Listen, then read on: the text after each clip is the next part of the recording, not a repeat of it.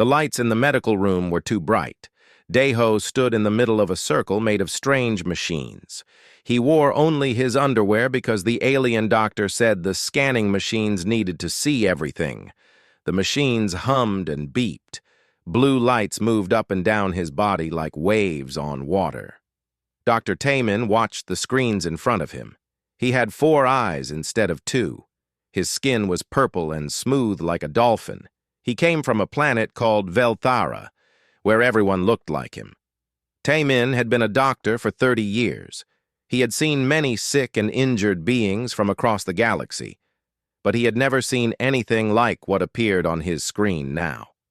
The image showed the inside of Daeho's body. All the bones were there in white lines against the dark background, but something was very wrong. Taemin counted the problems. Then he counted again. His hands started to shake. "Human Daeho," Taemin said. His voice came out high and worried. "Please do not move. I need to run the scan one more time." Daeho shrugged. "Sure, Doc. Take your time." The machines beeped again. The blue lights made another pass over Daeho's body. The image on the screen stayed the same. Taemin felt his hearts beating faster. Yes, hearts with an S. He had 3 of them.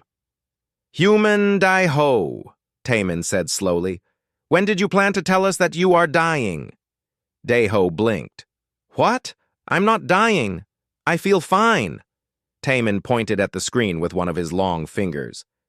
"You have 17 broken bones. Some are old breaks that healed wrong. Some are newer. This one in your foot looks very recent. You should be in terrible pain. You should not be able to walk. How are you even standing right now?" Daeho stepped closer to look at the screen. He squinted at the white lines and dark spots that showed his skeleton. "Oh, that," he said. He sounded calm, too calm, like someone talking about the weather instead of massive injuries throughout their body. "Oh, that?" Taemin repeated. His voice went even higher. "That is 17 broken bones. This is not a small thing." Daeho pointed at different spots on the screen. "These 3 ribs I broke about 5 years ago. There was an accident with a shuttle. These 2 fingers happened when I was learning to be an engineer. That was back at the academy. The collarbone was from playing sports. Let's see, the foot was from last month. I dropped something heavy on it." Taemin stared at the human. "You dropped something on your foot and broke it, and you did not come to medical?" "It wasn't that bad," Daeho said. "I wrapped it up. It's healing fine. See? I can walk on it." He lifted his foot and wiggled it to prove his point. Taemin felt like he might faint. In his 30 years as a doctor, he had seen many strange things. He had treated beings made of gas. He had fixed robots who thought they were alive. He had even helped a creature that was basically just a very smart plant. But this was different. This was a person standing in front of him with 17 broken bones, acting like it was nothing. "Human Daeho, I need you to lie down on this bed right now," Taemin said. He pressed a button, and a white bed slid out from the wall. "We need to put you in medical stasis immediately. Some of these breaks could kill you. The ones near your organs are especially dangerous." Daeho looked at the bed. Then he looked at Taemin. "Doc, I appreciate the concern. Really, I do. But I have work to do. The ship's engine needs maintenance. If I don't fix it today, we'll have problems tomorrow." "The engine can wait!" Taemin almost shouted. "You are falling apart. Your skeleton is compromised in 17 places." "Yeah, but the bones healed," Daeho explained. He spoke slowly, like he was talking to a child. "Bones break sometimes. Then they grow back together. That's just how it works." Taemin felt confused. "Bones grow back?" "Sure," Daeho said. "I mean, you have to give them time. And sometimes you need a cast or a splint to keep everything in place, but yeah, they heal. Sometimes they even get stronger where they broke." This made no sense to Taemin. On his planet, bones were made of a crystal-like material. They almost never broke. When they did break, the person usually died. You could not just glue crystal back together and expect it to work. But human bones were different. They were made of something else, something that could break and heal and break again. How many times have you broken bones in your life? Taemin asked. Daeho thought about it. I don't know. Maybe 20 times? 30? I'd have to think about it. 30 times? Taemin grabbed the edge of his desk to steady himself. How old are you? 37, Daeho said. You have broken at least 20 bones in 37 years of life. Yeah, I guess. Maybe more. I probably forgot some of the small ones. Taemin sat down in his chair. He needed to sit. His legs did not want to hold him up anymore. This human was telling him that breaking bones was normal, that it happened all the time, that it was just part of living. Are all humans like this? Taemin asked quietly. Like what? Broken. Are all humans full of broken bones? Daeho laughed. I mean, not right now. But yeah, most people break something at some point. It's pretty common. Kids break arms falling off bikes. Athletes break stuff all the time. Old people break hips. It happens. Taemin pulled up the medical files for the other humans on the ship. There were 12 humans total. If Daeho was normal for his species, then the others would be the same. He needed to check. He needed to know if the entire human crew was secretly dying and just not telling anyone. I need to scan all the humans, Taemin said. All of them. Today. Why? Daeho asked. Because I need to know how bad this is. If your entire species is living with this level of damage, we need to make new protocols. We need to understand human medicine better. We need to... Taemin stopped. He did not know what they needed. This was too much new information. Daeho picked up his clothes and started getting dressed. Doc, I think you're worrying too much. Humans are tougher than we look. Trust me. Tough? Taemin said. You have 17 broken bones. That is not tough. That is fragile. Your species is incredibly fragile. Daeho pulled his shirt over his head. Fragile things break and stay broken. Tough things break and keep going. There's a difference. He walked toward the door. His steps were normal. He did not limp. He did not show any signs of pain. A person with 17 broken bones should not be able to walk like that. But there he went, leaving the medical room like nothing was wrong. Taemin watched him go. Then he looked back at the screen. The image of Daeho's skeleton was still there. 17 breaks. All healed or healing. The human was right about one thing. The bones had grown back together. The scans showed thick areas where the breaks had been. The new bone was actually denser than the old bone around it. Taemin had a terrible thought. What if the humans were right? What if breaking and healing made them stronger? What if he had been wrong about everything? He reached for his communication device. He needed to talk to the captain.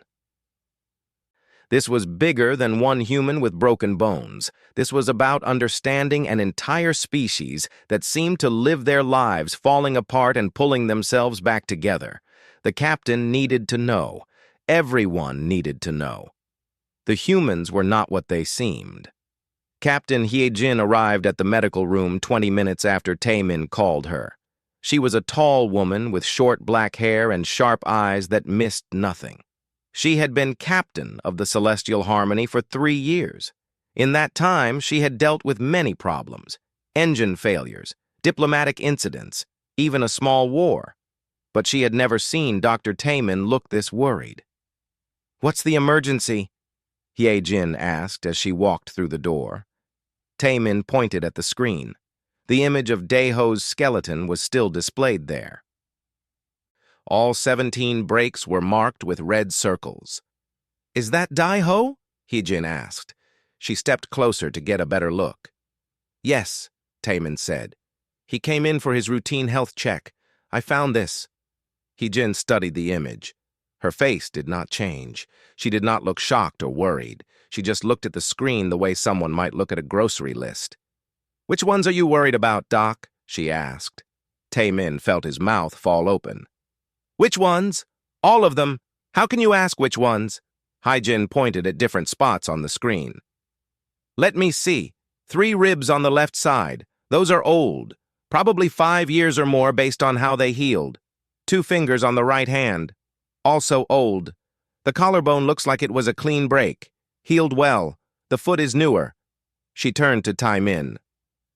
"The foot is the only one that might still hurt him. Did he say when he did it?"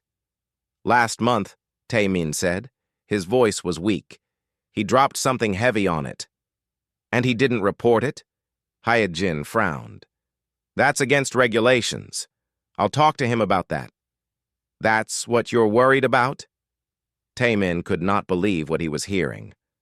"Not the 17 broken bones, but the fact that he didn't fill out a report?" Hae-jin looked confused. "Doc, these are old injuries. They're healed. Why would I be worried about them?" Tae-min sat down again. He pointed at the chair across from him. "Captain, please sit. We need to talk about humans." Hae-jin sat.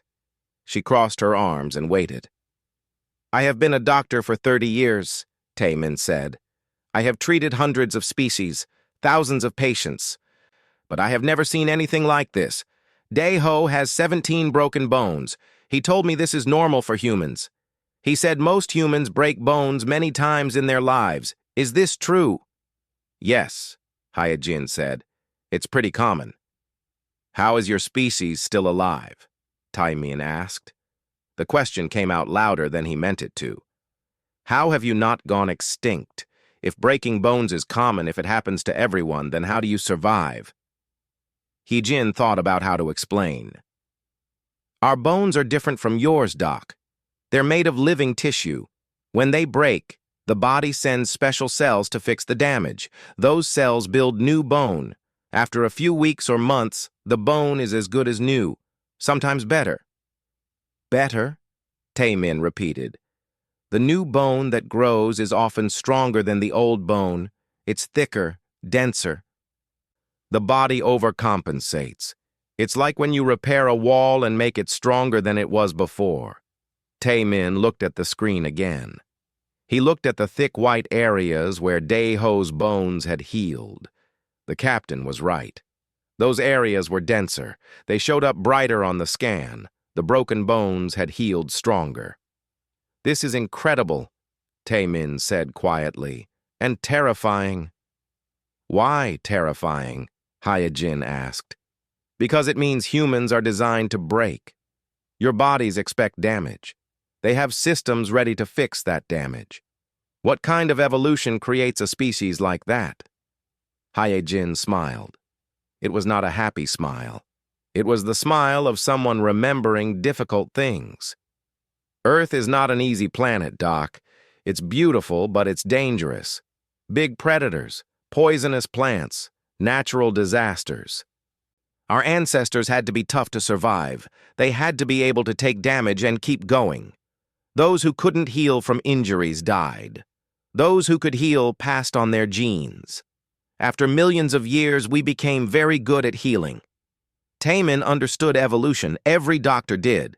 But understanding it in theory was different from seeing it in practice. Humans were walking proof of a violent past. Their bodies were built for damage and repair, break and heal, fall and rise.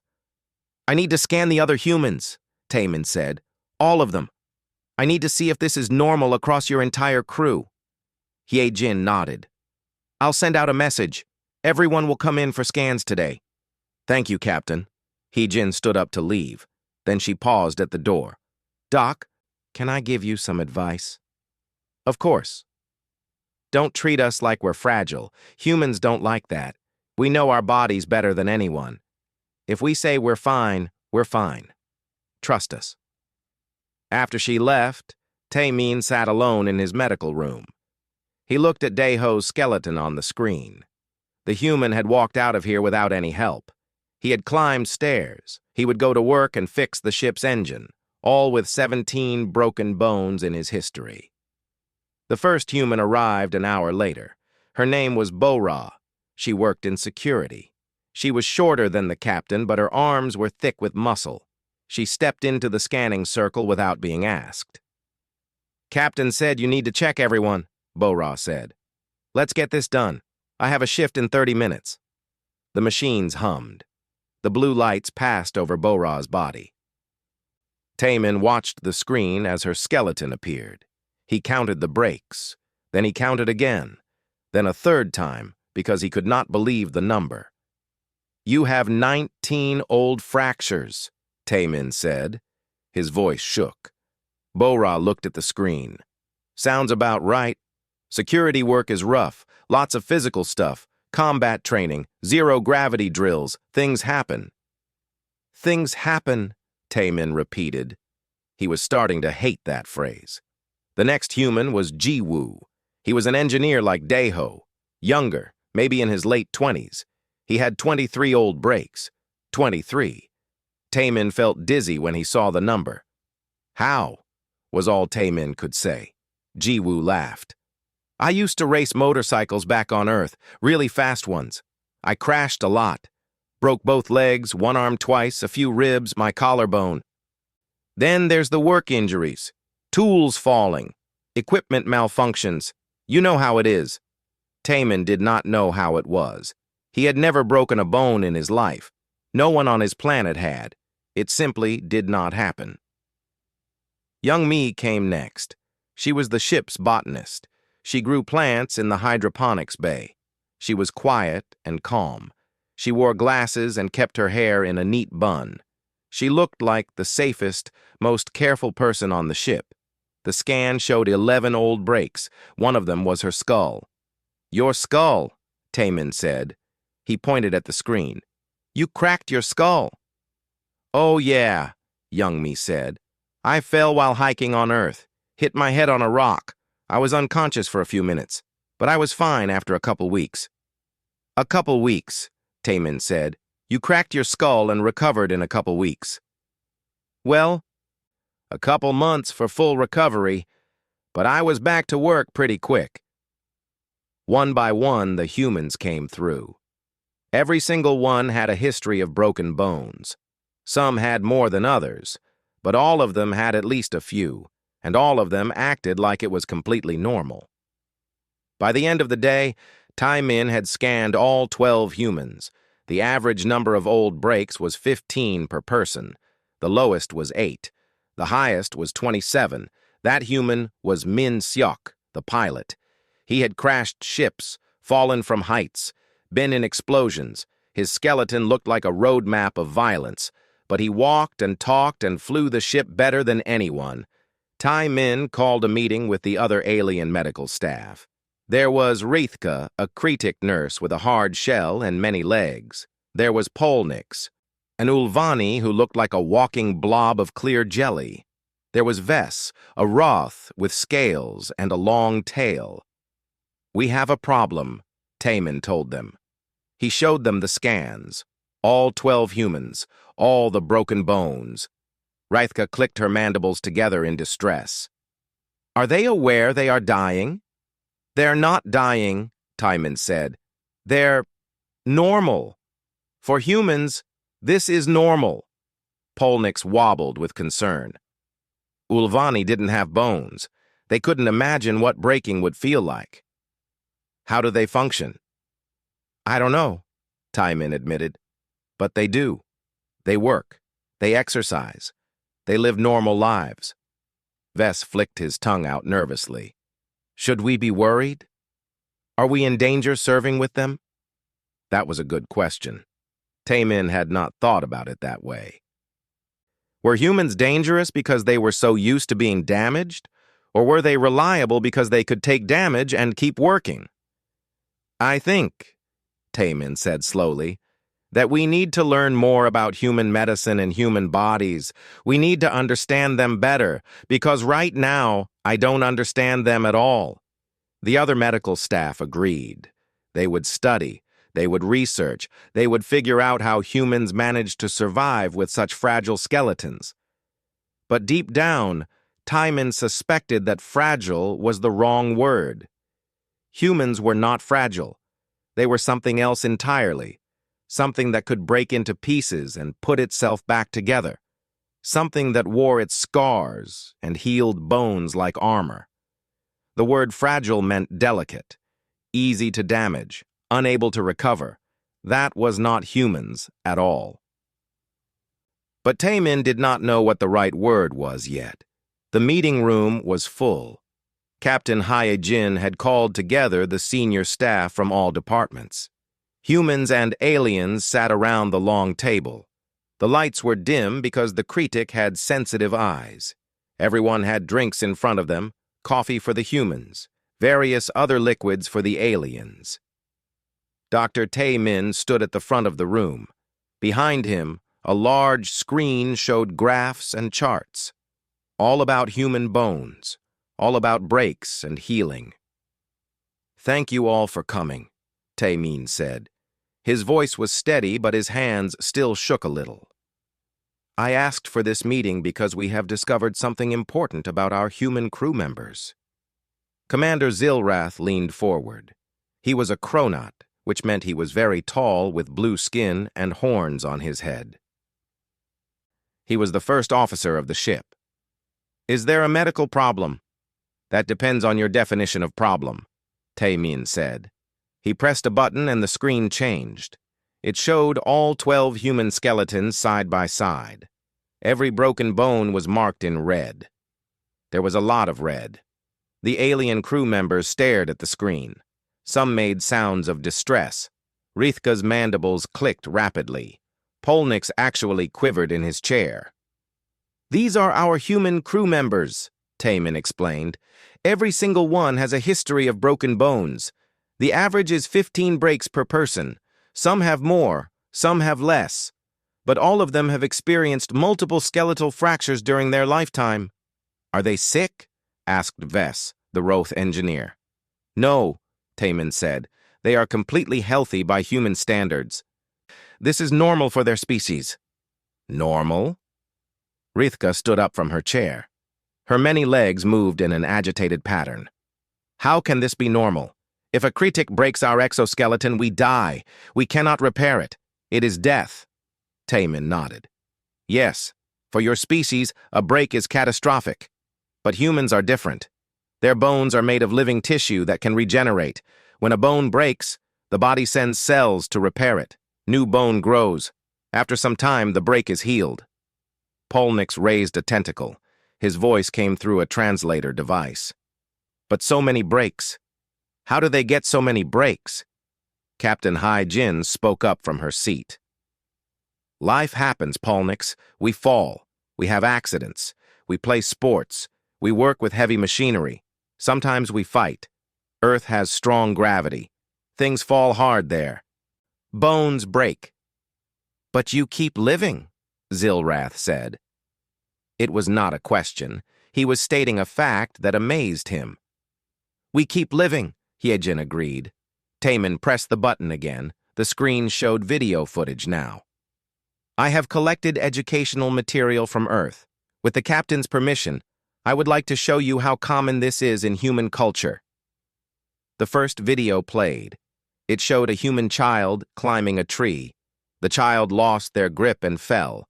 The sound of impact made several aliens flinch. The child cried.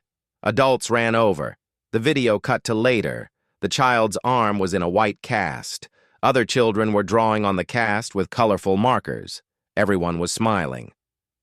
"That child broke their arm," Taemin explained. "This is considered a normal childhood experience on Earth." The next video showed human athletes. Soccer players colliding, skiers crashing, fighters in a ring. Every video showed impacts that should have been fatal, but the humans got up. They walked away, sometimes with help, sometimes alone, but they survived. "This is horror content," Rithka said. She covered her eyes with her front legs. "Please turn it off." "This is a documentary about sports," Lieutenant Subin corrected. She was the human tactical officer. "These are just normal sporting events." "Your sports involve breaking bones?" Vess asked. His scales had turned a pale color, which meant he was frightened. Sometimes, Subin said with a shrug, the athletes know the risks. They train anyway. If they break something, they heal and come back. Taemin showed another video. This one was from a military setting, soldiers in training. One soldier dislocated their shoulder during an exercise. The video showed another soldier grabbing the injured one's arm and jerking it hard. There was a pop. The first soldier yelled. Then he rolled his shoulder, nodded, and continued training. "Stop!" Polnick shouted. "This is too much! That soldier just put the joint back himself!" "Yeah," said Bo-Ra. "It's faster than waiting for a medic sometimes. Hurts like hell, though." The alien crew members looked at her with shock. Bo-Ra smiled and took a sip of her coffee. Taemin turned off the videos. "I have hundreds more examples. Humans breaking bones and continuing with their lives. Humans who were told they would never walk again, but do. Humans who sustain what should be fatal injuries and survive. This is not rare.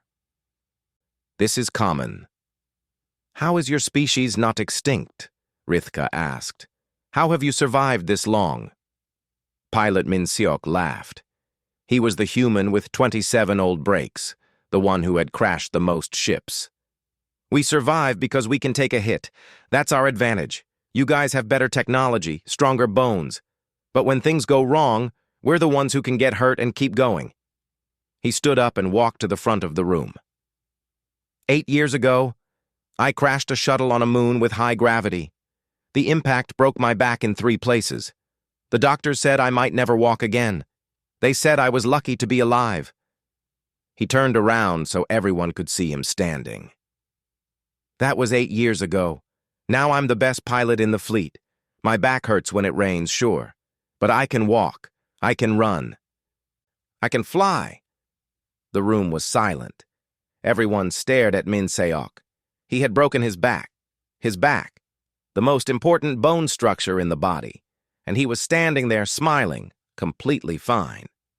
Zilrath spoke quietly. "Your species is either incredibly resilient or incredibly reckless." "Why not both?" Min-seok said with a grin. He sat back down. Taemin pulled up more data on the screen. "I have been researching human medicine. Human bones contain something called bone marrow. This marrow makes blood cells. It also helps with healing. When a bone breaks, the marrow activates. It sends out special cells called osteoblasts. These cells build new bone material. Layer by layer, the break is filled in. After several weeks, the bone is whole again." He showed a diagram of a broken bone healing over time. Week 1 looked terrible. The bone was cracked and separated. Week 4 showed new bone growing in the gap. Week 8 showed a fully healed bone with just a thick area where the break had been. "The new bone is actually stronger than the original," Taemin continued. "The body overbuilds. It creates extra density. This is why humans who break bones and heal properly can break the same bone again, and it holds better than before." "They get stronger from breaking?" Vess could not believe it. "In some ways, yes," Taemin said. Engineer Jiwoo raised his hand. "Doc, I think you're making it sound more dramatic than it is. Yeah, we break bones, but it's not constant. It's not like we're falling apart every day. Most of these breaks happen when we're young or doing dangerous things. As we get older and more careful, it happens less. But it still happens," Taemin said. "Sure, accidents happen. That's life." "For your life," Rithka said. "Not for ours.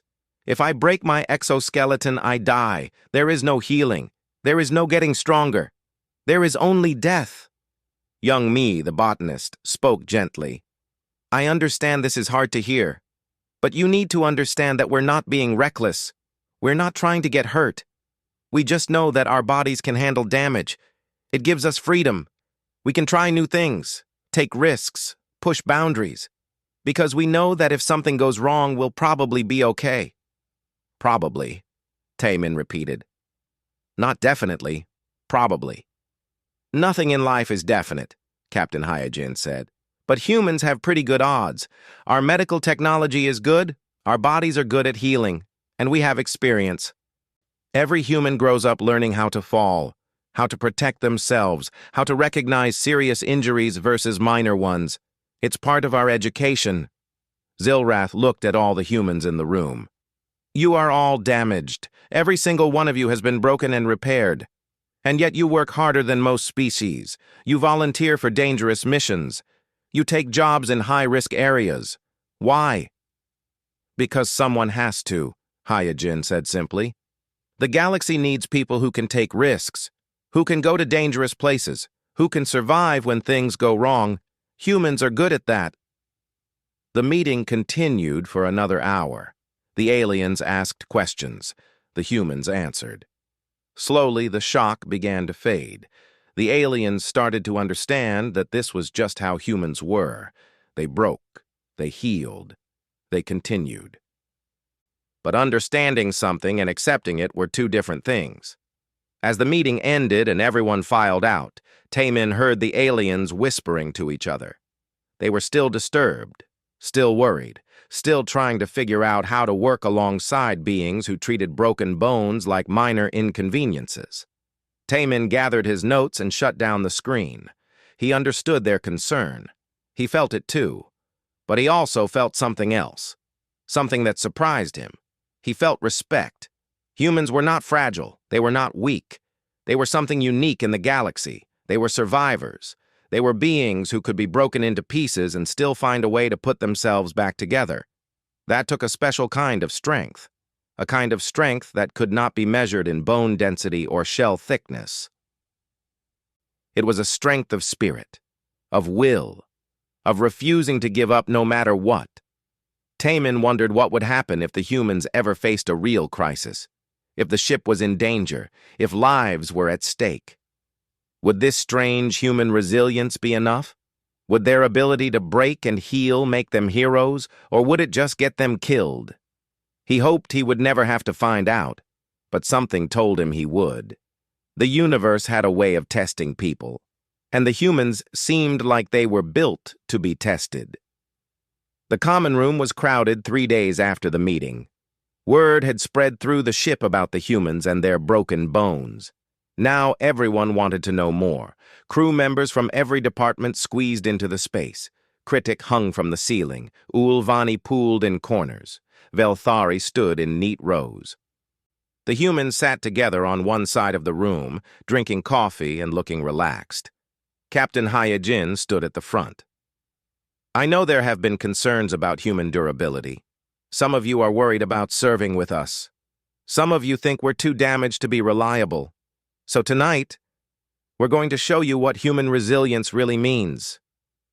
She gestured to Lieutenant Subin, who activated a large screen on the wall.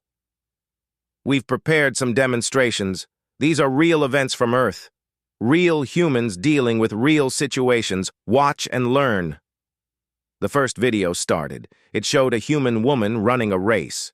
She was moving fast, her legs pumping hard. Then suddenly she stumbled, her leg bent in a wrong direction. The sound was terrible, a sharp crack that made everyone in the room flinch. The woman fell to the ground. That is a broken leg, Taemin said from where he stood. A complete fracture of the femur, the largest bone in the human body. The video continued. Medical people ran onto the track. They put the woman on a stretcher. The video fast-forwarded. Now it showed the same woman in a hospital bed.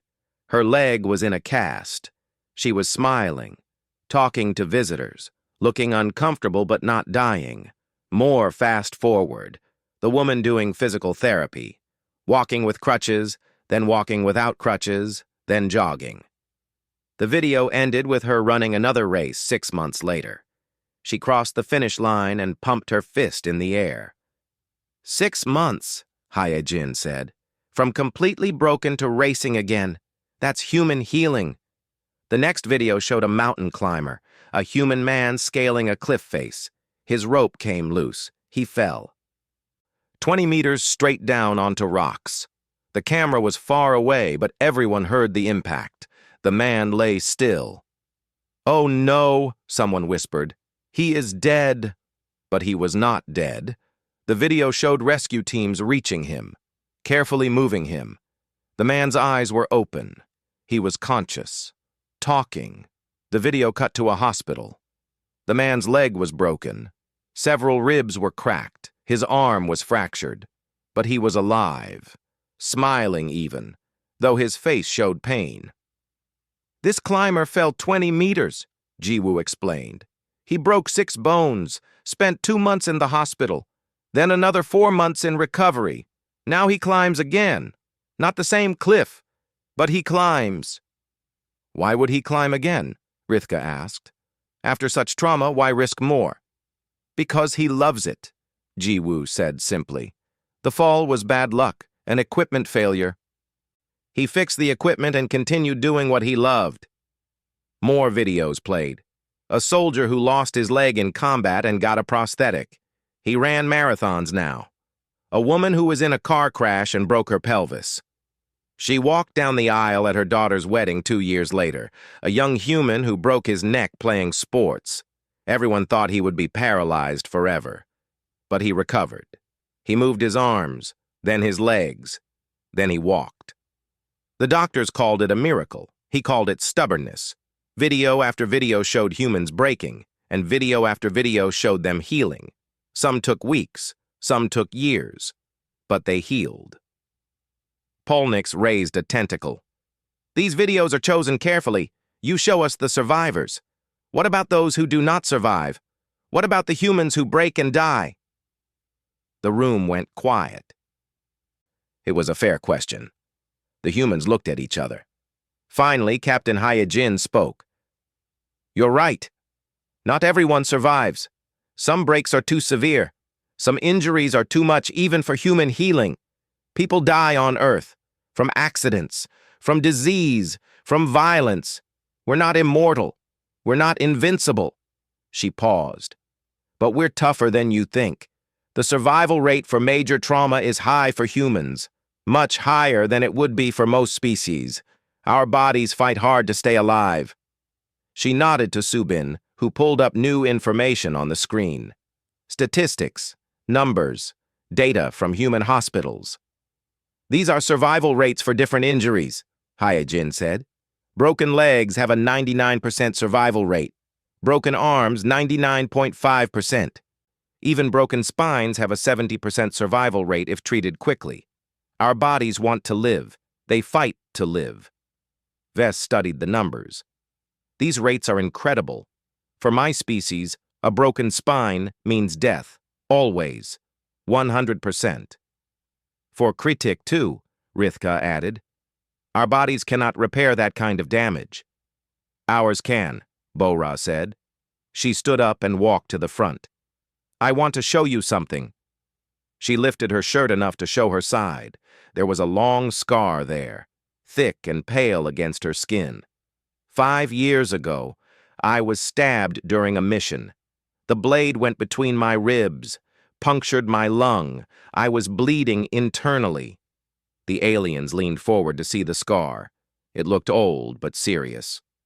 "The medics said I had minutes to live," Bora continued, "but they got me to surgery fast.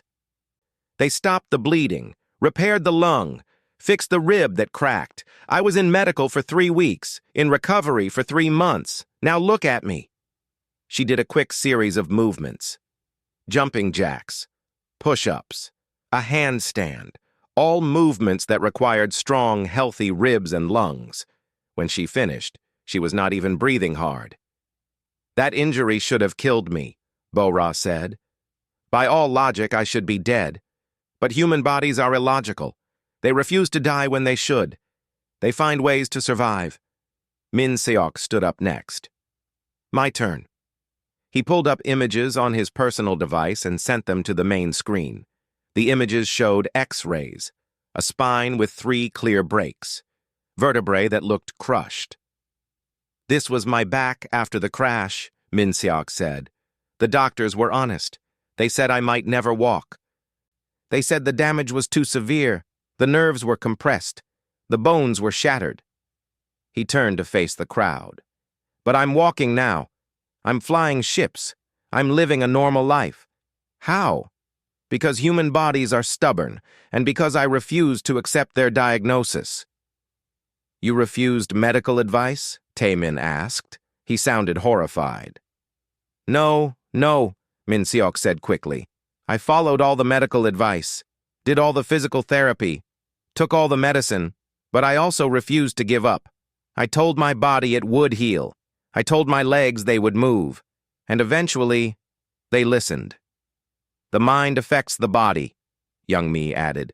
This is proven in human medicine. Patients who believe they will heal often do heal faster. The brain sends signals. The body responds. It's not magic. It's biology. More humans shared their stories.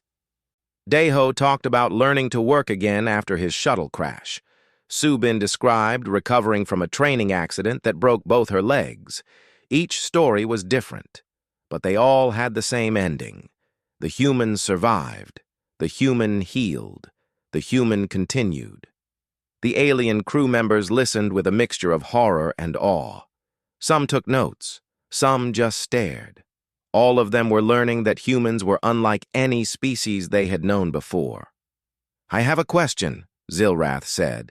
He had been quiet through most of the presentation. You show us these recoveries, these survivals, but what does it cost? Not in money, in pain, in suffering. You talk about breaking bones like it is nothing. But it must hurt, terribly. The room went silent. The humans looked at each other again. This time their faces were more serious. Yes, Hyejin said quietly. It hurts. Breaking a bone is one of the most painful things a human can experience. The pain is intense, sharp, all-consuming, and it doesn't stop quickly. It can last for days, weeks. Even after the bone heals, there can be chronic pain, aching, stiffness. Some breaks never stop hurting completely. Then why do you act like it is nothing? Zilrath asked. Why do you joke about it? Make light of it? Hyejin smiled sadly. Because if we don't laugh, we'll cry. Pain is part of life for humans. We can't avoid it. We can't prevent every accident. So we learn to live with it. We learn to push through it. And we make jokes because humor helps. It makes the pain easier to bear. That seems like denial, Rethka said. Maybe, Hyejin agreed. Or maybe it's survival. You deal with pain your way. We deal with it ours. The presentation continued for another hour. More videos, more stories, more proof that humans could take damage that would kill most species and walk away. By the end, the alien crew members looked exhausted. Processing all this information was hard. As the crowd filed out, Taemin heard them talking. The tone had changed. Before the presentation, they had sounded worried, concerned about the fragile humans. Now they sounded thoughtful, considering, beginning to understand. One young Velthari stopped to talk to Daeho. You humans are very strange, the alien said, but also very strong. I did not understand before. Now I think I do. Daeho smiled. We're not that different from anyone else. We just have a different definition of broken. What is your definition? The Velthari asked. Daeho thought about it. Broken means it stops working completely. Can't be fixed, can't be used. But if something can be repaired, if it can heal, if it can work again, then it was never really broken. Just damaged. And damage is temporary. The Velthari nodded slowly. I will think about this. Thank you. After everyone left, the humans cleaned up the common room. They moved chairs back, turned off the screen, threw away empty coffee cups. They worked in comfortable silence. Finally, Min Seok spoke. Do you think they get it now? Some of them, Hyejin said. Others will need more time. This is a big shift in thinking for them. They're used to thinking of damage as permanent, fatal. We're showing them it doesn't have to be. They're scared of us, Bo-Ra said. Did you see their faces? Not scared, Young Mi corrected. Unsettled. There's a difference. They're realizing that humans are unpredictable. We survive things we shouldn't. That makes us valuable, but also dangerous in a way. Dangerous how? Jiwoo asked. Dangerous because we don't quit, Young Mi said. Most species know when they're beaten, when they're too damaged to continue. They stop, they retreat. But humans? We keep going even when we shouldn't. That can be an asset, or it can be reckless. Hyjin nodded. That's why we need to be careful, prove that we're reliable, show them that our resilience is a strength, not a liability. We'll prove it, Daeho said confidently. When the time comes, they'll see. Nobody knew how soon that time would come. The alarm woke everyone at 4 a.m, ship time. The sound was urgent. 3 short blasts, then a pause, then 3 more. That pattern meant emergency. Real emergency, not a drill. Captain Hyjin was on the bridge in under 2 minutes. She was still buttoning her uniform as she walked through the door. Commander Zealrath was already there, his blue face lit by the glow of multiple screens. Report, Hyjin said. Distress signal from mining colony Kepler-7, Zealrath said. Seismic activity caused multiple tunnel collapses. They're reporting 43 workers trapped underground. They've asked for immediate assistance. Hyjin pulled up the colony information on her screen. Kepler-7 was on a high-gravity planet, twice Earth's gravity. The mines went deep into the ground where valuable minerals could be extracted. The colony had about 200 residents, mix of species, families, workers, scientists. How far are we? She asked. 3 hours at maximum speed, the navigator said. She was a Roth named Kessa. I've already plotted the course. Take us there, maximum speed. Hyjin pressed the ship-wide communication button. All senior staff to the bridge immediately. This is not a drill. Within minutes, the bridge was full. Officers from every department crowded around the central display table. The holographic image showed Kepler-7 spinning slowly. Red markers indicated where the tunnels had collapsed. The situation is bad, Zealrath explained. The colony's rescue equipment was damaged in the quake. They have some workers trying to dig out the trapped miners, but progress is slow. They estimate it will take days to reach everyone. Some of the trapped workers don't have days. Air is limited. Some are injured. What's our response capability? Hyjin asked. Lieutenant Subin pulled up tactical information. We have cutting equipment, lifting gear, medical supplies. We can help with the rescue, but there's a problem. She highlighted several tunnel sections. These areas are structurally unstable, high risk of secondary collapse. The gravity makes everything heavier, harder to move. And the passages are narrow, very narrow. Taemin studied the medical data. Several of the trapped workers are Velthari, my people. We have crystalline bones. If they're injured, if they're under pressure, they could shatter completely. Time is critical. What about our rescue teams? Hyjin asked. Who can go down there? Subin shook her head. That's the problem. The passages are too dangerous for most species. The Kritik are too large. Their shells could get stuck. The Velthari bones are too fragile for this kind of stress. The Roth need lower temperatures to function well. The Ulvani can't maintain form in high-pressure environments. So who does that leave? Zealrath asked, though his face showed he already knew the answer. Humans, Hyjin said quietly. The room went silent. Everyone looked at the human crew members. Daeho, Bora, Jiwoo, Young Mi, Minseok, Subin, and 5 others. 12 humans total, 12 people who could potentially go into the collapsed mines. The tunnels are not safe, Vess said. His scales had gone pale. You saw the reports. Secondary collapses are likely, high probability. Anyone who goes down there could be trapped, could be crushed, could die. But if we don't go, 43 people will definitely die, Bora said. She was looking at the hologram, studying the tunnel layouts. We have to try. You can't all go. Tae-min said. If something happens, if all the humans are injured or killed, this ship loses a quarter of its crew. That's not acceptable. Hae-jin nodded. Agreed. We'll send a team of 6, volunteers only.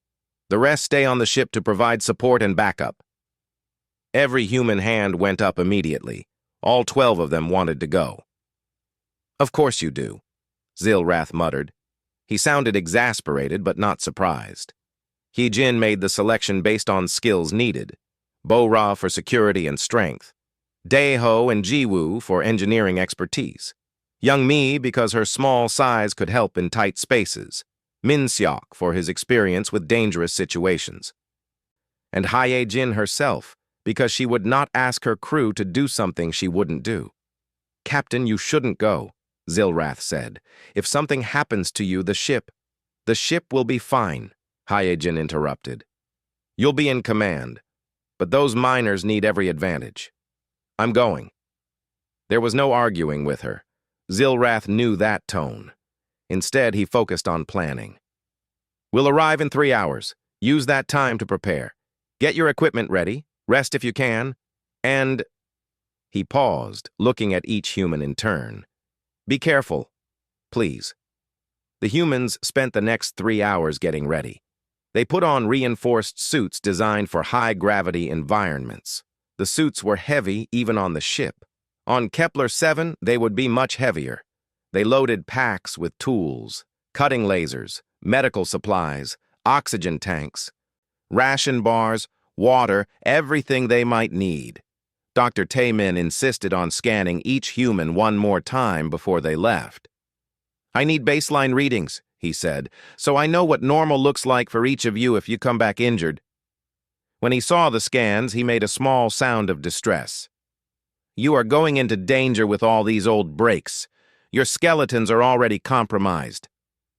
Our skeletons are fine, Dae-ho said. He was tightening straps on his suit. They've healed. They're ready. What if they break again? Then they'll heal again, Dae-ho said simply. That's what bones do. Tae-min wanted to argue, but there was no point. The humans were going. Nothing would stop them. He just made sure his medical bay was prepared for whatever would happen next. The celestial harmony dropped out of faster-than-light travel near Kepler-7. The planet filled the view screen, gray and rocky, not beautiful, but valuable because of what was under the surface. The shuttle carried the 6 humans down to the surface. The gravity hit them as soon as they left the ship. Everything felt heavier. Moving was harder. Breathing took more effort. But humans had evolved on a high-gravity world. Their bodies knew how to handle this. The colony's command center was chaos, people running everywhere, screens showing different tunnel sections, voices calling out updates. The colony director was a critic named Thaknor. He looked exhausted. Thank you for coming, Thaknor said when he saw the rescue team. We're desperate. We've tried to reach the trapped workers, but the tunnels keep collapsing. We don't have the equipment or the personnel to do this safely. Hee-jin studied the maps. Show us exactly where they are. Thaknor highlighted different sections. Group of 12 in Tunnel 7, 15 in Tunnel 4, 16 in Tunnel 9. We've had radio contact with some of them. Others are silent. We don't know if their communicators are broken or if they're... He didn't finish the sentence. We'll get them out, Hee-jin said. All of them. The tunnels are not stable, Thaknor warned. We've had 3 more small quakes in the last hour. Another collapse could happen at any time. Understood. Hee-jin turned to her team. We split into pairs. Bo-Ra and Dae-ho take Tunnel 7. Ji-woo and Young-mi take Tunnel 4. Min-seok and I take Tunnel 9. We stay in constant communication. If anyone encounters a situation they can't handle, you call for backup immediately. No heroics, Bo-Ra smiled. No heroics. Got it, Captain. They all knew she was lying. Heroics were probably going to be necessary, but saying it out loud made everyone feel better. The entrance to the mines was a large opening reinforced with metal. Warning signs covered the walls. Danger. Unstable. Authorized personnel only. The humans ignored the signs and walked in. The tunnels were dark. The emergency lights had failed in most sections. The humans turned on their helmet lamps. Beams of light cut through the dusty air. They could see where the ceiling had fallen. Large chunks of rock blocking the passages. Some gaps were big enough to climb through. Others were completely sealed. "This is bad," Jiwoo said over the radio. "The structural damage is worse than the reports indicated." "Can we still reach them?" Hye-jin asked. "Yes, but it's going to be difficult and dangerous. Then we better get started." The three pairs split up at the first junction. Bo-ra and Dae-ho went left. Ji-woo and Young-mi went straight. Min-seok and Hye-jin went right. Each pair walked into darkness, into danger, into tunnels that could collapse at any moment. Back on the Celestial Harmony, the crew watched on monitors. They saw the helmet camera feeds, the dark tunnels, the piles of rubble, the 6 tiny figures moving deeper underground. Taemin watched with all 4 eyes wide. His hands gripped the edge of his console. "They should not be doing this," he said to no one in particular. "No one else can," Zilrath replied. He was watching the feeds, too, his expression grim. "Only humans are durable enough to risk it." "Durable," Taemin repeated. He was starting to understand what that word really meant. It didn't just mean strong, it meant willing to break, willing to get hurt, willing to risk everything because someone needed help. The humans moved deeper into the mines, toward the trapped workers, toward danger, toward whatever would happen next. On the bridge, Zilrath started a timer. 3 hours, the engineers had estimated. 3 hours to reach the trapped miners, assess the situation, and begin rescue operations. The question was whether the tunnels would stay stable for 3 hours, or whether everyone down there would become trapped together. The tunnel was getting narrower. Bo-ra had to turn sideways to squeeze between collapsed sections. Behind her, Dae-ho carried most of their equipment. The heavy pack would have crushed a Velthari under the high gravity. But Dae-ho just adjusted the straps and kept moving. "I see something," Bo-ra said. Her helmet light caught a flash of metal ahead. "Looks like part of a mining cart. We're getting close to the work area." They climbed over a pile of broken rock. On the other side, the tunnel opened up into a larger chamber. This had been a mineral extraction point before the collapse. Now it was a disaster. The ceiling had caved in. Support beams were bent and twisted, and in the corner, huddled together, were 12 miners. "We found them," Bo-ra called over the radio. "Tunnel 7, main extraction chamber. I count 12 survivors."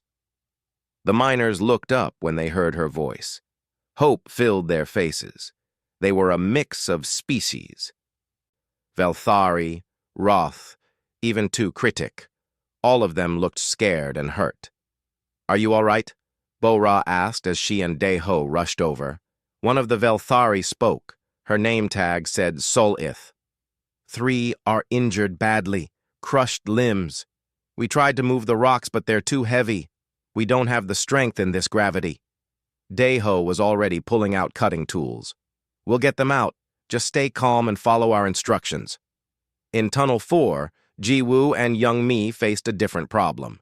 The passage was completely blocked. Tons of rock sealed the way forward.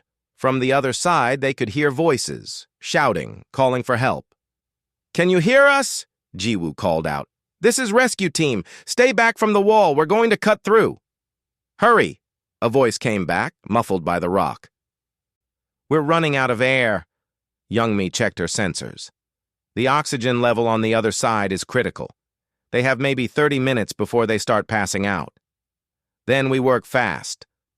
Ji-woo activated his plasma cutter. The tool glowed bright blue. He started cutting into the rock.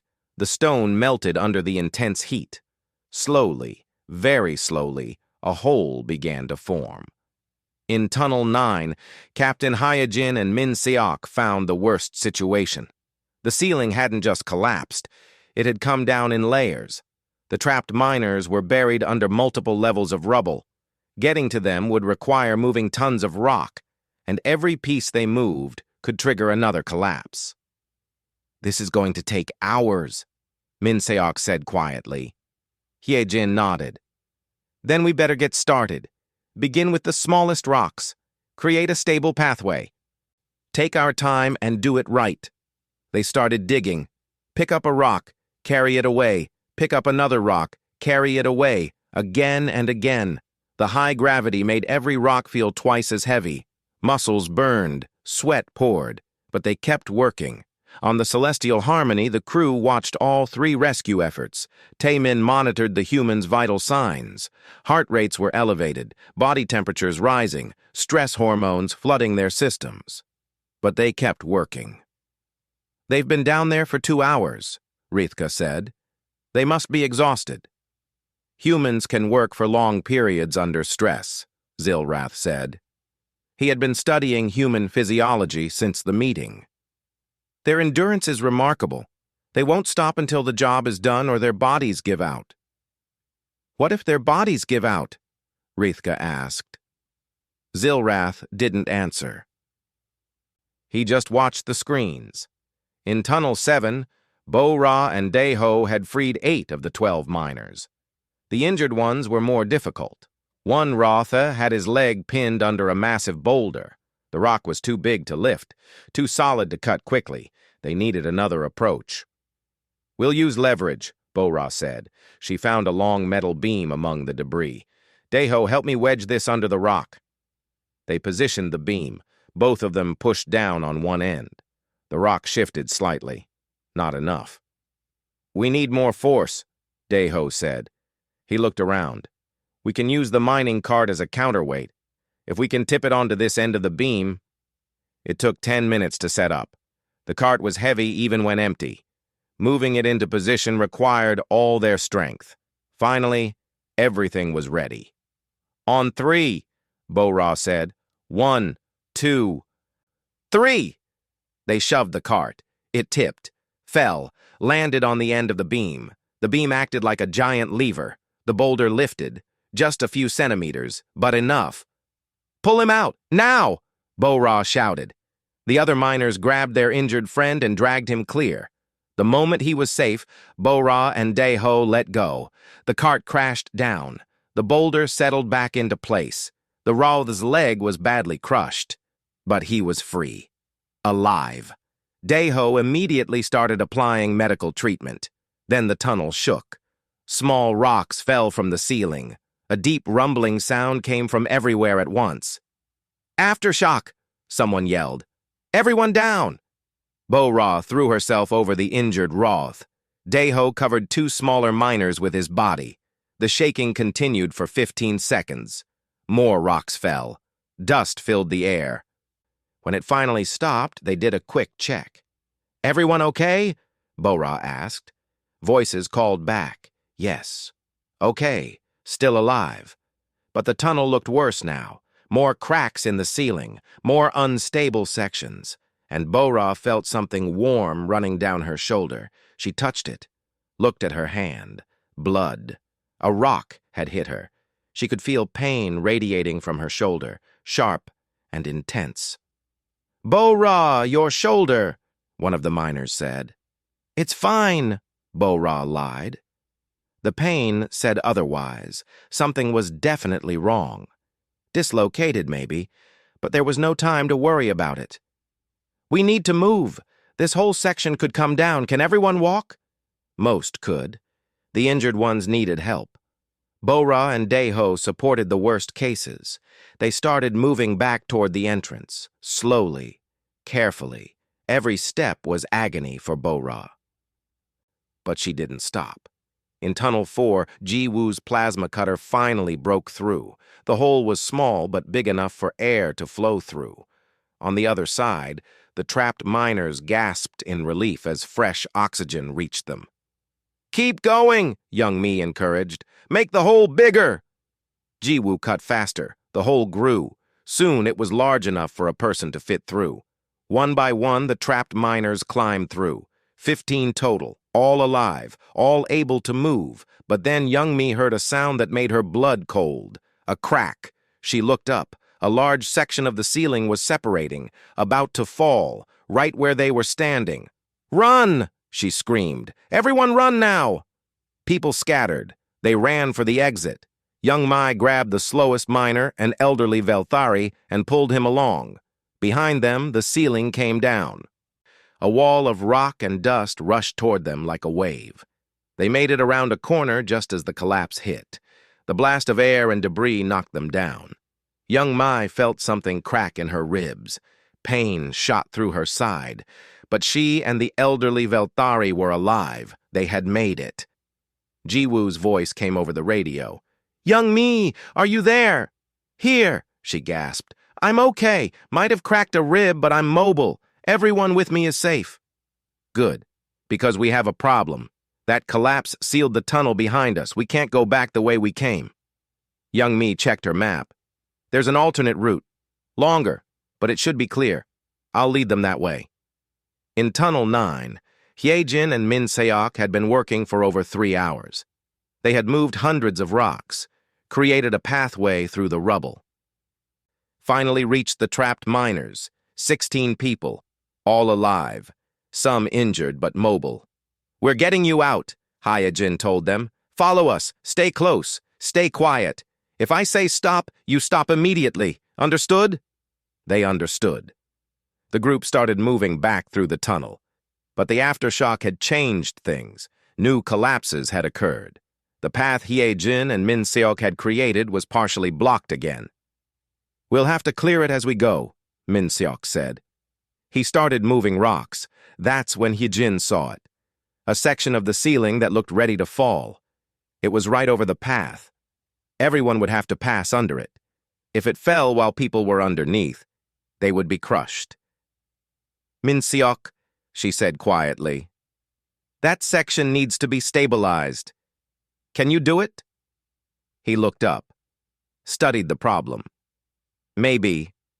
I'd need to prop it with support beams, but I don't see any that are the right size." "What if someone held it, physically held it up while the others passed underneath?" Min Seok turned to look at her. "Captain, that's crazy. The weight would be enormous. In this gravity, it would crush anyone who tried." "Anyone who wasn't human," Hyejin corrected. "We can take more punishment than the others. One of us holds it, the other leads the miners to safety. Then we figure out how to get the holder out." "That's not much of a plan. It's the plan we have."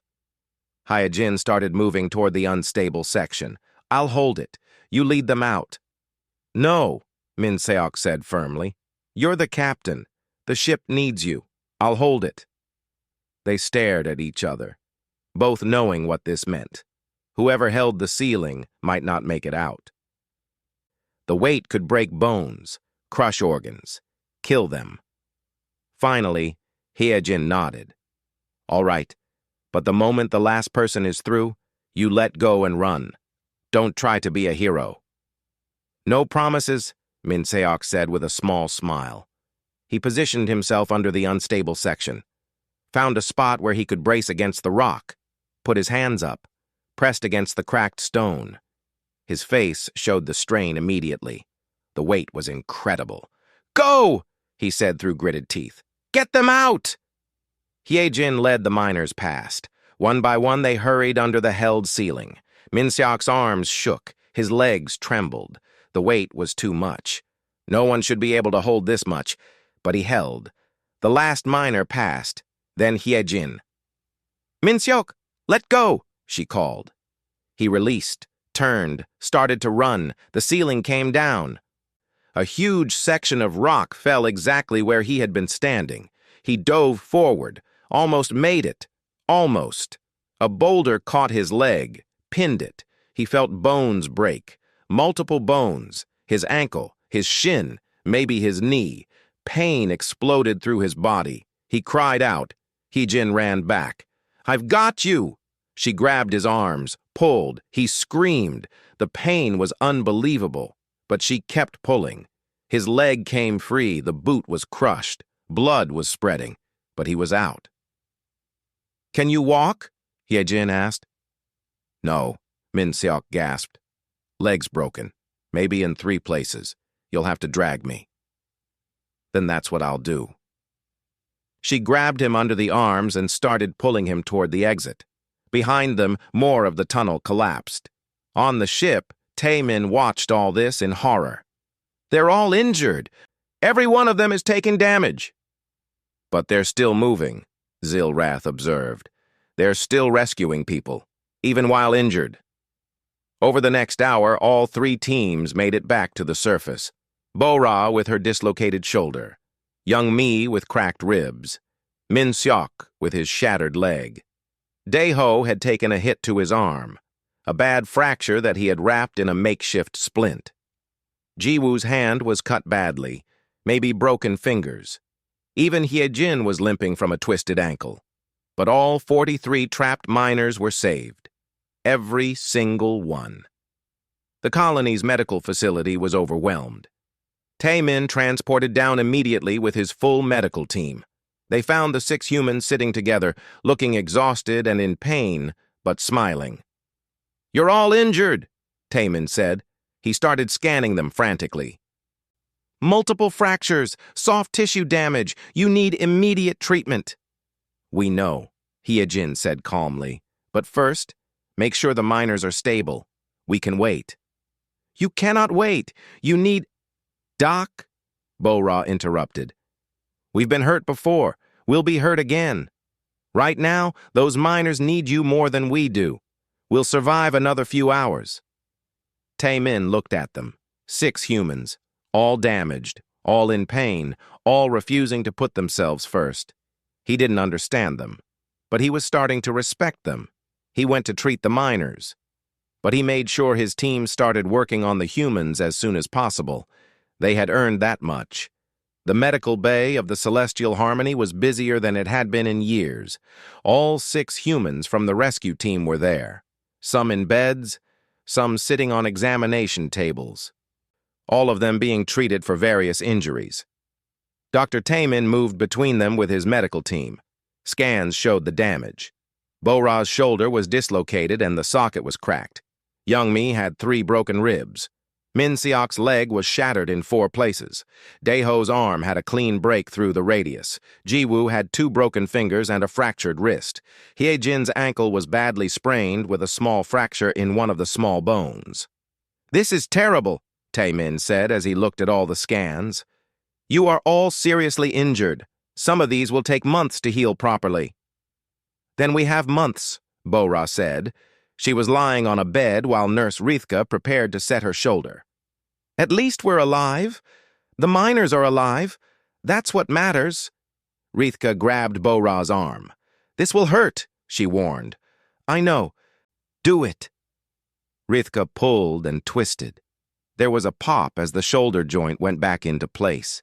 Bo-Ra's face went white. She made a small sound but didn't scream. After a moment, she took a deep breath. "That's better," she said. "Still hurts, but better." Taemin was wrapping Young Mi's ribs in a tight bandage. "You need to rest," he told her. "No physical activity for at least 6 weeks." 6 weeks? Young Mi looked shocked. "Doc, I have plants to take care of. Experiments running. I can't just stop working for 6 weeks." "Your ribs are broken. If they puncture a lung..." "They won't. I'll be careful." She slid off the table. Immediately winced. The pain was intense. But she stayed standing. "See? I can move. I can work." In the corner, medical staff were working on Min Seok. His leg was the worst injury. They had given him something for the pain, but he was still conscious. He watched as they ran scans and discussed treatment options. "We need to put metal pins in to hold the bones together," one of the Roth doctors said. "The breaks are too severe to heal properly on their own." "Will I be able to walk again?" Min Seok asked. "Eventually, with physical therapy. It will take time." "How much time?" 6 months, maybe more." Min Seok nodded. "I've done it before. I can do it again." The news about the rescue spread quickly through the ship. Within hours, everyone knew what the humans had done. 6 people had gone into collapsing tunnels. All 6 had been injured. But all 43 miners had been saved. Not one lost, not one left behind. The alien crew members started coming to medical bay, not all at once. Just one or two at a time.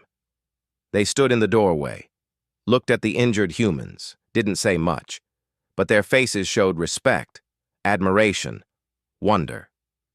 Vess came by with food from the cafeteria. "I thought you might be hungry," he said quietly. He had brought all the humans their favorite meals. He had remembered everyone's preferences. Polniks brought entertainment devices. "For when you are bored during recovery," he explained. His usual anxiety seemed less. He looked at the humans differently now. Even Commander Zilrath came down. He walked to each human, looked them in the eye, said simply, "Thank you. You saved lives today." When he got to Hyajin, he paused. "Captain, I owe you an apology." "For what?" Hyajin asked. Her ankle was in a cast now. She sat with it elevated. "I doubted your crew. When Dr. Taemin first told us about all the broken bones, I thought humans were too fragile to be reliable. I was wrong. You are not fragile. You are the strongest beings I have ever met." "We're not that special," Hyajin said. "We just do what needs to be done." "That is what makes you special." Zilrath looked around at the other humans. "Most species know their limits. They stop when things get too dangerous, too painful, too difficult. But humans? You don't stop. You can't stop. Even when your bodies are breaking, you keep moving forward." He turned back to Hyajin. "That's not fragility. That's the opposite. I don't know what to call it, but it's not weakness." After he left, the humans looked at each other. They were tired, in pain, medicated, but they smiled. "I think they finally get it," Deho said. His arm was in a proper cast now. "Maybe," Young Mi agreed. "Or maybe they just saw us at our best." "Our best is pretty good," Bo-Ra said. Over the next few days, the rescued miners came to visit. One by one, they stopped by Medical Bay. They brought gifts, gratitude, stories about what had happened in the tunnels while they waited for rescue. Solith, the young Velthari from Tunnel 7, spent a long time talking to Bo-Ra. "You covered me with your body when the aftershock hit," Solith said. "You took the impact to protect me." "Why?" "Because you would have been crushed," Bo-Ra said simply. "Your bones can't take that kind of hit. Mine can. Well, sort of." She gestured at her bandaged shoulder. "I got hurt, but I'll heal. You might not have. You broke yourself to save me. I dislocated my shoulder. It's different from breaking, less serious, but still painful."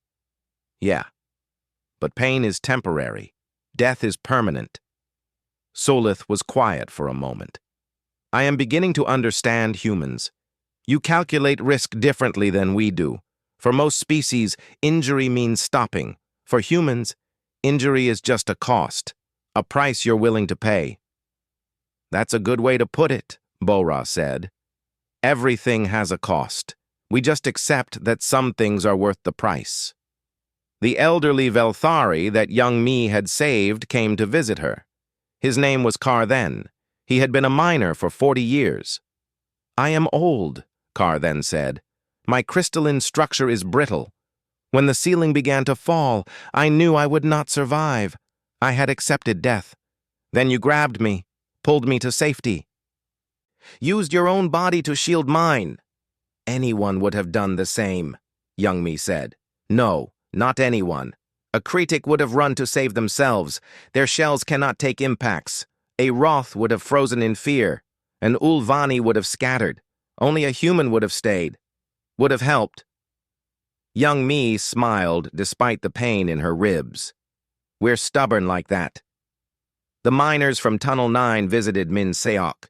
He was the hero of their story, the man who held up the ceiling while they escaped. They looked at his shattered leg in its complex medical brace. "You will never walk properly again," one miner said sadly. "All because of us." "I'll walk," Min Seok said confidently. Give me 6 months, maybe 8, but I'll walk. I'll even fly again. How can you be sure? Because I've done it before. He told them about his crash, his broken back, the doctors who said he'd never walk. They were wrong then. They might be wrong now. And even if they're right, even if I have a limp forever, it was worth it. All of you are alive. That matters more than my leg. The miners didn't know what to say to that. They just stood there, looking at this human who had sacrificed his body for strangers. Dr. Taemin watched all these visits. He listened to the conversations, and slowly he began to truly understand what made humans unique. It wasn't just their ability to heal from broken bones. It wasn't just their pain tolerance. It wasn't even their strength or endurance. It was their choice. Humans chose to risk themselves for others. They calculated the danger, knew the cost, and went anyway. Not because they had to, not because they were ordered, but because it was right. 1 week after the rescue, Taemin called another meeting. The senior staff gathered again. This time, the 6 injured humans attended remotely through video screens since some couldn't walk yet. I asked for this meeting to present my findings, Taemin said. I have been studying humans for the past months, trying to understand how they survive with so many skeletal injuries. I believe I now have an answer. He pulled up images on the display. Human bones under microscopes, cellular structures, healing processes. Human bones are remarkable, Taemin explained. They are living tissue, constantly rebuilding. When they break, the body immediately begins repairs. Special cells called osteoblasts create new bone material. The break heals within weeks or months, and the healed area is stronger than before. He showed time-lapse scans of bones healing, the fracture disappearing, new bone filling the gap. But the physical healing is only part of the story, Taemin continued. What makes humans truly unique is not their bones. It's their minds, their spirits, their refusal to accept defeat. He looked at the humans on the video screens. You all went into those tunnels knowing you might be hurt, knowing you might die. But you went anyway. Why? Because no one else could, Hyejin said simply. Exactly. Taemin turned to the alien crew members. Most species know when a situation is too dangerous. Their instincts tell them to retreat, to preserve themselves. This is logical. This is survival. But humans override these instincts. They choose danger. They choose pain. They choose sacrifice, because they value other lives more than their own safety. The room was quiet. Everyone was listening. I have updated my medical assessment, Taemin said. Humans are not fragile. They are not weak. They are not dying despite all their broken bones. They are, in fact, the most resilient species I have ever encountered. Not because they don't break, but because they break and continue anyway. He pressed a button, and new text appeared on the screen. A formal medical recommendation. I am recommending that Starfleet revise their risk assessment protocols for human crew members. Current protocols assume that beings with history of multiple skeletal fractures are unsuitable for high-risk missions. This assumption is wrong. Humans with healed fractures have proven themselves to be more capable in dangerous situations.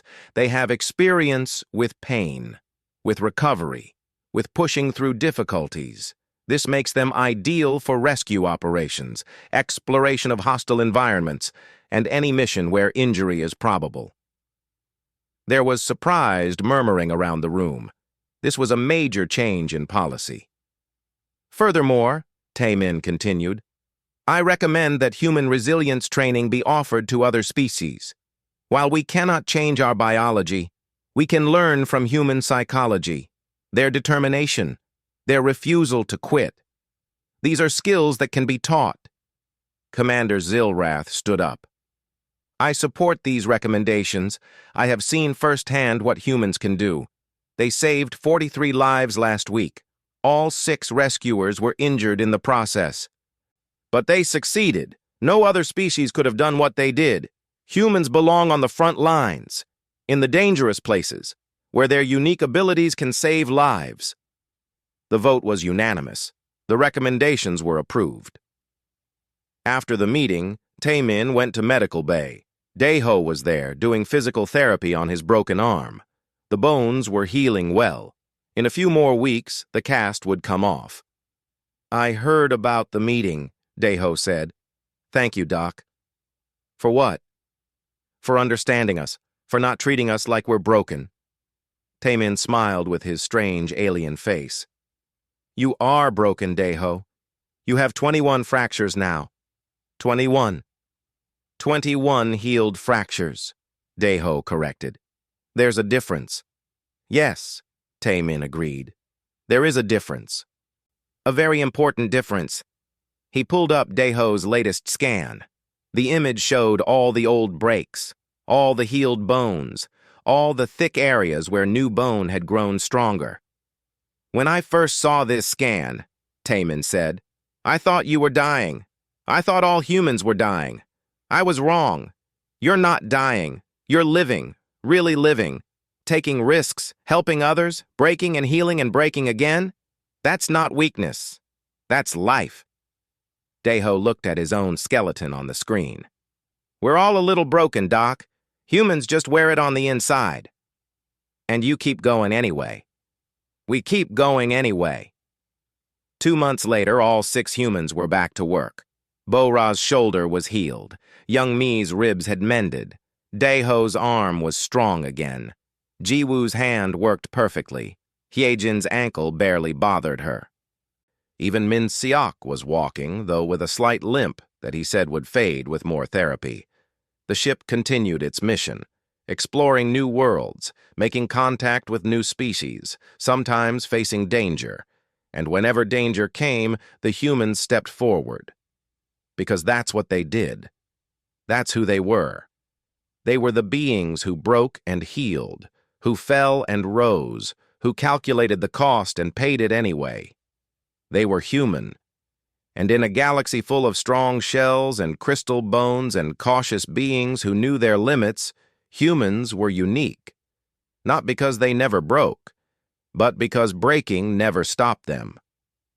The rescued miners from Kepler-7 sent a memorial plaque to the ship. It was installed in the main corridor where everyone could see it. The plaque listed all 6 rescuers by name, and underneath, a simple message. They broke themselves so others could remain whole. This is the strength of humanity. Daeho walked past the plaque one day, stopped to read it, smiled. "Oh, that," he said to himself. Then he continued to engineering. He had work to do, a ship to maintain, a life to live.